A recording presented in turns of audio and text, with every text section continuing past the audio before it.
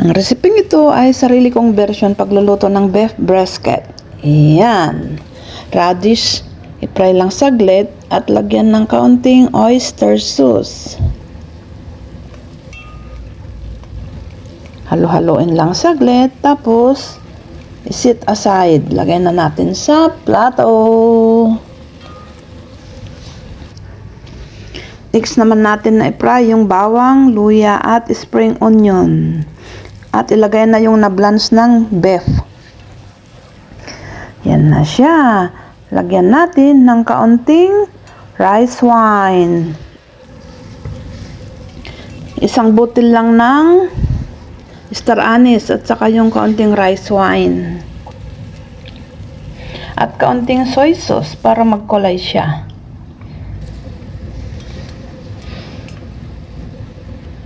Yan lang. Tapos, lagyan natin ng kaunting oyster sauce. Halo-haluin at lagyan ng kaunting rock sugar. Kaunting chicken powder. At saka lagyan natin ng tubig.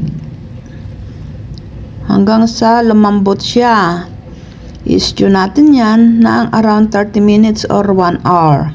It depends sa texture ng baka kung matigas or malambot. At ilutuin ng low fire. Pagkatapos, pag medyo malambot na, saka natin ilagay ang radish. Yan na siya mga lalabs. Hanggang sa kaunti na lang yung tubig. Dapat may lagay pa ako dyan na cornstarch para malapot. Kaso ayaw nila amo, kaya hindi ko na nilalagyan. At saka dapat may kaunti pa siyang ano yan eh. Ketchup, tomato paste, ganon. Kaso nga, iba naman yung panlasa nila amo ko. Kaya kung ano yung gusto nila, yun lang ang niluluto ko. Yan na siya. Malapit na siyang maluto mga lalabs. Enjoy watching. Yan, kaunti na lang yung tubig niya. Luto na ang aking simpleng beef brisket, my own version. Enjoy watching. Salamat sa inyong panonood. See you next time. Ganyan lang ako magluto ng aking beef brisket.